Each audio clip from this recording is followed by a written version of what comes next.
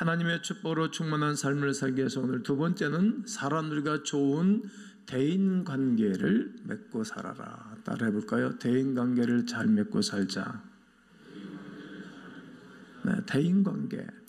하나님은 우리를 지으실 때 홀로 두지 아니하시고 짝을 짓게 해주셨어요. 공동체는 혼자는 이루어지지 않잖아요. 나와 다른 사람, 두 사람에서부터 사회가 존재하고 그리고 공동체가 존재해요. 공동체 안에서 살아가도록 만드셨기 때문에 대인관계를 바로 하셔야 됩니다. 하나님이 그렇게 지으셨습니다. 다른 사람과 좋은 관계를 가지며 사는 것이 저절로 되지는 않습니다. 또 쉬운 것도 아닙니다. 우리는 살면서 여러 사람들을 만납니다. 어떤 사람들은 쉽게 만나고 쉽게 사귀고 또 쉽게 인간관계를 맺지요. 그러나 그렇지 않은 분들도 있어요. 공동체에서 살다 보면 힘든 대상들이 있습니다. 좋은 관계를 맺고 살고 싶은 사람들도 있고, 저 사람하고는 좋은 관계를 맺고 싶지 않다. 싫다. 어떻게 내가 저런 사람들하고 함께 밥을 먹고 관계를 맺고 살아나. 이렇게 힘든 사람들도 있습니다. 그래서 어떤 사람들은 특정한 사람들을 피하려 하고 혼자서 살려고 합니다. 우리가 다른 사람들과 함께 살다 보면 상처를 받을 수 있습니다. 그리고 또 내가 다른 사람들에게 상처를 주기도 하는 것입니다. 또 오해를 받을 수도 있고 그리고 힘들어질 수도 있습니다. 그러나 혼자서 살면 외로울 수밖에 없습니다. 우리는 어떻게 하나님께 영광을 돌리는 대인관계를 가지면서 멋지게 인생을 살아갈 수 있을까? 하나님의 축복으로 충만한 삶을 살 수 있을까에 대한 고민을 해야 되고 그리고 해결책을 찾아야 될 것입니다. 우리는 모든 사람들과 똑같은 수준의 관계를 가지지 않아도 된다는 것을 깨달아야 됩니다. 어떤 사람은 더 중요한 관계를 맺고 살고 어떤 사람들은 중요하지 않은 관계를 맺고 살기도 합니다. 어떻게 다 똑같게 관계를 맺고 삽니까? 우리는 왜 약간 거진 80개의 교회가 있는데 그 교회 목사님들과 내가 어떻게 다 깊은 관계를 어떻게 다 맺고 삽니까? 그럴 수 있는 시간도 없고 그럴 만한 에너지도 저에겐 없습니다. 이처럼 다 똑같은 관계를 맺고 살아갈 수는 없는 것입니다. 그것이 인간사예요. 우리가 누군가를 처음 만나면 얕은 관계의 삶을 살게 되죠. 그러나 그 사람과 더 많은 시간을 가지다 보면 점점 깊은 관계의 흐름 가운데 관계가 좋아지기도 합니다. 우리 한 6단계의 인간 좋은 관계를 살펴보게 될 것인데 첫째는 모르는 사람입니다. 그저 악수를 나누는 단계의 사람들이죠. 대개는 인사만 할 정도의 단계의 사람입니다. 두 번째는 아는 사람입니다. 그리고 사실을 나누는 단계예요. 내가 좋아하는 것에 대해서 서로 나누시는 거죠. 스포츠라든지 먹는 음식이라든지 이런 사실적인 얘기를 나누는 단계의 관계의 사람들과 살죠. 세 번째 단계는 잘 아는 사람입니다. 의견을 나누는 단계입니다. 의견. 너와 내가 좋은 의견을 나누고 좋은 프로젝트를 나누고 더 상대를 존중해 가면서 더 사회를 더 관계를 좋게 만드는 단계입니다. 그런데 흥미로운 것은 이렇게 의견을 나누는 단계의 관계 사람들로 가다 보면은 아는 사람들이 관계를 맺는 점점 적어지는 거예요. 전문적인 일을 하는 사람들일수록에 관계가 더 좁잖아요. 점점 줄어듭니다. 네 번째 단계는 형제나 자매 관계입니다. 감정을 나누는 단계예요. 시로애락을 함께 나누는 단계입니다. 감정 말이죠. 어렸을 때는 형제가 여럿이서 커서 저는 좋았는데 결혼을 하고 이제 저도 나이가 먹다 보니까 그 형제들을 자주 만날 시간도 없어요. 그 참 그런 것 같아. 이 결혼을 하니까 세대주로 딱 법적으로 또 빠져나오더구만. 호적도 보니까 세대주. 그 세대에 내가 주라는 말이죠. 리더라는 얘기죠. 잘 만나지도 못해요. 그러나 이 단계는 아주 좋은 단계예요. 슬픔을 나누고 또 기쁨을 나누고, 그런 말이 있잖아요. 어려운 것은 형제끼리 나누고 좋은 일은 이웃과 나눈다고. 그런 단계예요. 다섯 번째 단계는 친구입니다. 비밀을 나누는 단계가 되겠죠. 이 단계의 사람들은 서로 비밀과 그리고 우리끼리만이 아는 그러한 정보가 있어요. 마음속 깊이 있는 것들을 나누는데 친구들을 솔직하게 조언해주는 관계가 되겠죠. 잠언 27장 6절을 한번 읽어볼 겁니다. 시작. 친구의 아픈 책망은 충직으로 말미암는 것이나 원수의 잦은 입맞춤은 거덕에서 난 것이니라고. 친구의 아픈 책망, 충직으로 말미암는 거라는 거예요. 서로의 책임관계를 가지는 단계입니다. 성경에서는 다윗과 요나단 같은 좋은 관계의 사람들을 말할 수 있을 것입니다. 마지막 단계 여섯 번째는 배우자입니다. 모든 것을 나누는 단계입니다. 모든 것을. 세상에서 오직 두 명만이 이런 관계를 가질 수 있습니다. 예수님께서는 두 사람이 결혼을 하면 둘이 아니라 하나가 된다라고 말합니다. 마가복음 10장 8절에 그들이 한 몸이 될지니라 이러한즉 이제 둘이 아니요 한 몸이니 그러므로 하나님이 짝져 주신 것을 나누지 못할지니라. 9절과 이어서 그렇게 말씀하십니다. 이제 한 몸이 될지라. 둘이 한 몸이, 이것은 신비라는 거예요. 이미 창세기 2장 24절에서 하나님이 아담과 하와에게 축복한 말씀이기도 해요. 이러므로 남자는 부모를 떠나 그 아내와 한 몸을 이룰지로다.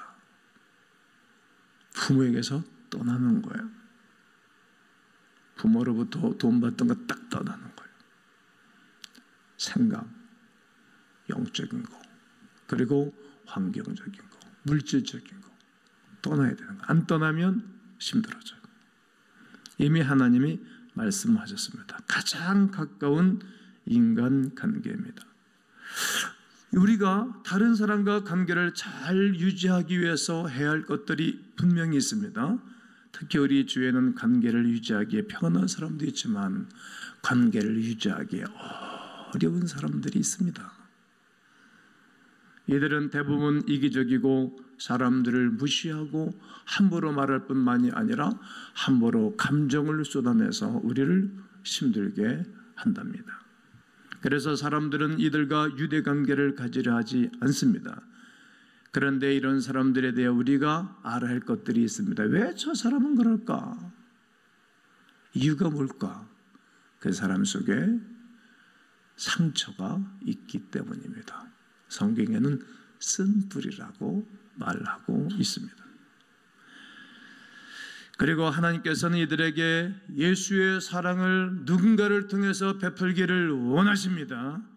난 여러분과 제가 그러한 사랑을 베푸는 하나님의 사람들 되기를 원합니다. 오늘 읽은 누가복음 6장 27절로 31절 말씀을 보면 예수님께서는 관계에서 불편할 수도 있고 사람들과 좋은 대인관계를 가지며 그들이 예수님을 만나도록 도와줘야 할 것을 말하고 있어요. 그 하나가 좋은 대인관계를 위한 첫 번째는 사람들을 무조건 사랑해 줘야 한다는 거예요. 한번 따라해 보세요. 사람들을 무조건적으로 사랑해 줘야 합니다. 우리와 원수 같은 사람들도 있고 미워하는 사람도 있고 저주하는 사람도 있고 모욕하는 사람도 있을 수 있는 것입니다. 우리는 이런 사람들에게 어떻게 대해줘야 합니까? 하나님께서는 원수 같은 사람도 사랑해 주어야 된다라고 말하는 것입니다. 미워하는 사람도 선대주고 저주하는 사람도 축복해주고 우리를 모욕하는 사람들을 향하여서 뭐 해주라고요? 기도해 줘야 된다라고 말씀하고 계신 것입니다. 하나님께서 우리가 느끼는 것과 정반대의 말씀을 하십니다. 우리가 원수 같은 사람은 원수같이 대해줘야 되고, 나에게 손실을 갖다 주는 사람은 또 우리가 그에게 손실을 주고, 우리를 미워하는 사람을 미워해주고 저주하는 사람을 저주하고 싶은 마음이 우리 속에 있지 않습니까? 어떤 때는 문득 제 속에도 그런 것이 솟아 올라올 때가 있습니다.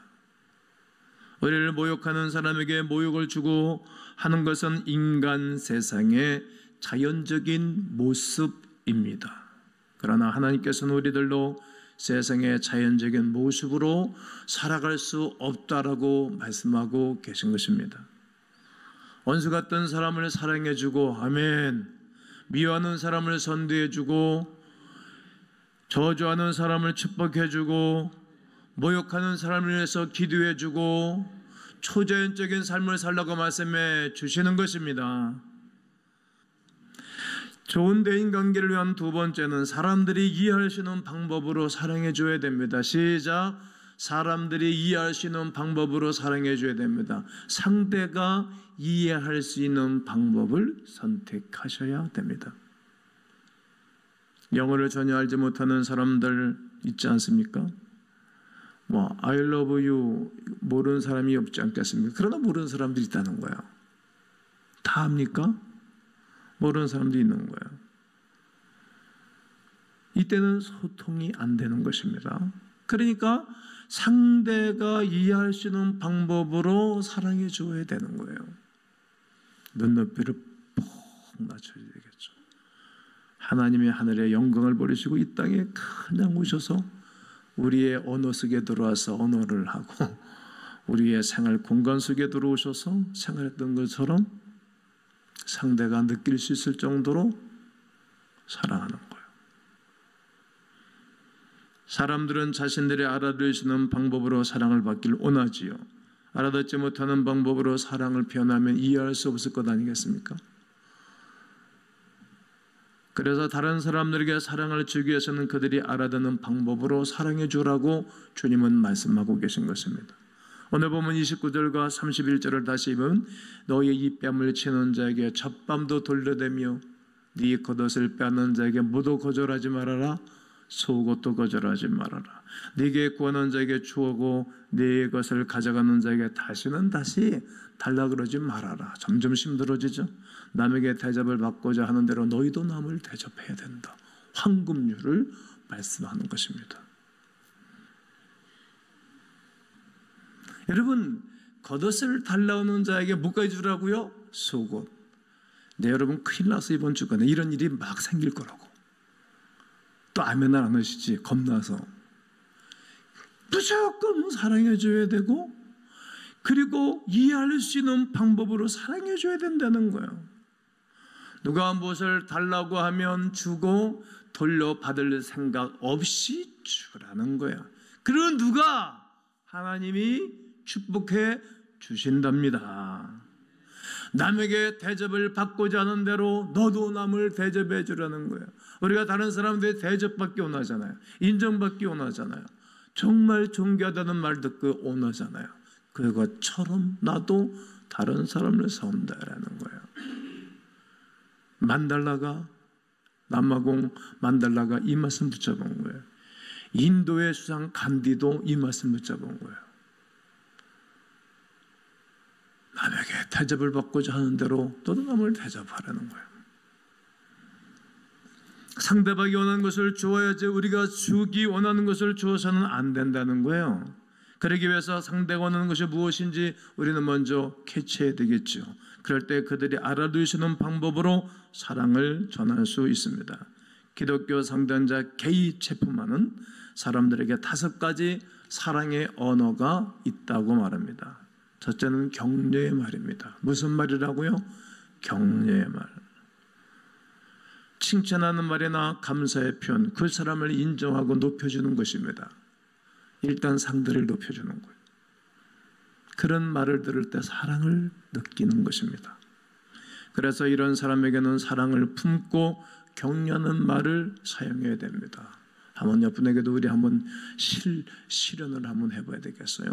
현장에서 자, 나는 당신만 보면 내 마음이 울렁대고 흥분됩니다. 너무 멋져가지고 하시라고. 너무 말이 길어서 어려워요? 이게 머리 좋은 사람이 말을 길게 하고 그런다 그래요. 심플한 거 좋아하는 세상. 아주 쉽게 얘기하세요. 나는 당신만 보면 너무 멋지다고 생각합니다. 해보세요. 네, 잘 되실 겁니다. 네, 사랑을 품고 격려하는 말을 표현하는 거예요.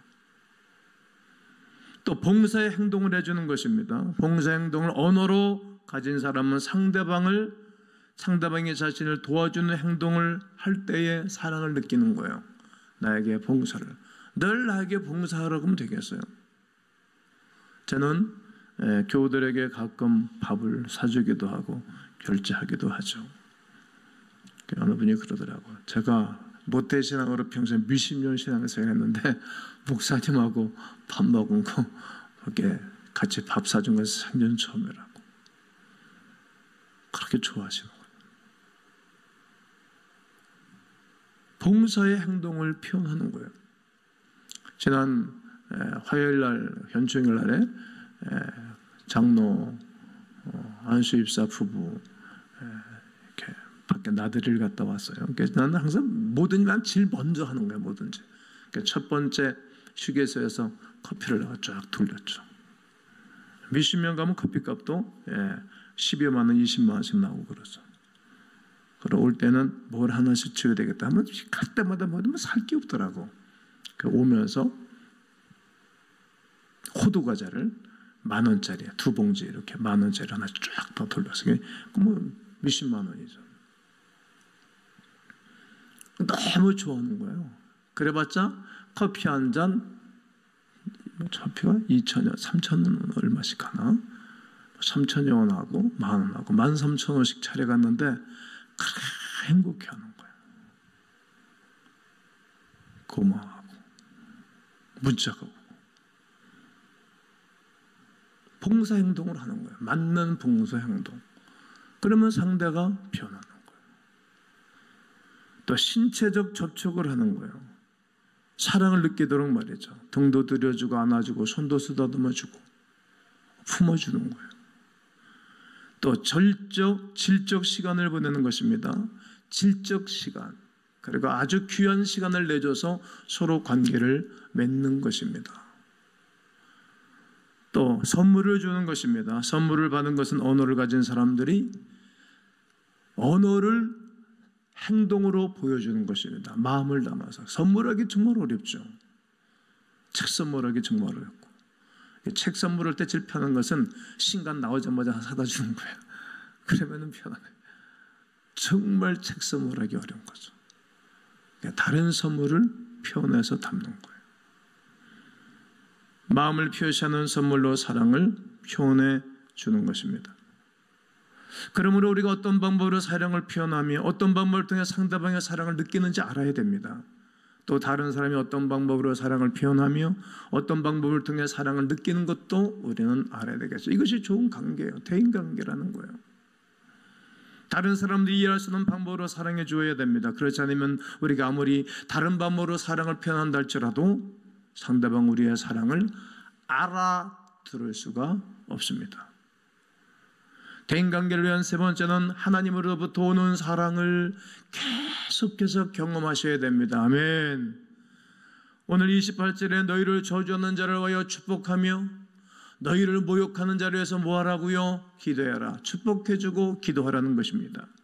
우리가 다른 사람을 위해서 기도하면 어떤 일이 일어납니까? 우리가 기도하는 사람을 바꾸주십니다. 상대를 만지시는 거예요. 그래서 기도하는 거예요. 목사가 아무리 기도해도 교인들을 하나님 만지지 아니하신다면 불가능한 거예요. 늘 기도하고 간구하면 하나님이 그 사람을 만지세요. 그 사람을 변화시키세요. 이것이 믿음이에요. 이것이 성경입니다. 나라가 망할 때 그를 위해서, 그 나라를 위해서 기도하면 하나님 그 나라를 만지시는 거예요. 신기합니다. 하나님의 방법으로 역사하시도록 하는 것입니다. 또한 어떤 때는 기도하는 누구를 나를 바꾸고 우리를 바꿔요. 우리가 아우리치를 하고 전 세계 미전도 종족을 품고 기도하고 있지 않습니까? 우리 교인들이 바뀌는 거예요. 우리 교인들이 이제 생각이 얼마나 커지는지 몰라요. 전 세계를 품고 기도하고 있지 않습니까? 상대를 해서 기도하면 상대도 바뀌지만 우리가 바뀌어요. 우리 아우리치를 국내 아우리치 계획하고 있지 않습니까? 제가 어떻게 해야 더 효율적인가 늘 고민하죠. 선교위원장님도 그리고 이 선교 담당하는 식구들도 고민을 하죠. 우리가 바뀌는 거예요. 하나님 마음으로 바뀌는 거예요. 하나님의 계획이 우리 가운데 막 들어온다고, 치고 들어온다고. 저는 그런 생각이 없었는데 계속 밀고 들어오는 것입니다. 우리를 모욕하는 사람들을 사랑할 수 있도록 우리를 바꾸시는 것입니다. 나는 여러분과 제가 더 많이 변하기를 간절히 원합니다. 불가능한 일이야 라고 말할 수 있을 것입니다. 저 원수 같은 사람을 도대체 어떻게 내가 사랑한단 말이야. 감당이 안 돼. 저 사람은 도대체 그 누구도 감당이 안 돼. 그러나 우리가 도전하는 거예요. 또 기도하고 바뀌고. 사람이 할 수 없는 일 하나님이 하시기 때문입니다. 만약 원수 같은 사람을 사랑하는 것이 불가능한 일이라면 하나님께서는 우리에게 하라고 명령하지 않으셨겠지요. 원수를 축복하고 저주하지 말라고 말씀하신 말씀을 안 하셨을 것입니다. 그러나 하나님이 역사하실 것을 하나님이 아시기에 예수님이 그렇게 말씀하신 거예요. 불가능한 일을 맡기겠습니까? 불가능한 일을 누가 시키겠습니까? 학교 선생님들이 불가능한 일을 아이들에게 맡기겠습니까? 목사가 불가능한 일을 교인들한테 요청하겠습니까? 하나님이 저 사람은 불가능해 할 수 없는 일이라고 하나님의 불가능의 일을 말씀하셨을까요? 아니라는 거예요. 원수를 사랑하는 것은 인간의 힘으로 할 수 있는 일은 아닙니다. 하나님께로부터 주어지는 능력을 받으면 가능합니다. 이것이 하나님께로부터 오는 사랑을 계속 경험하는 것입니다.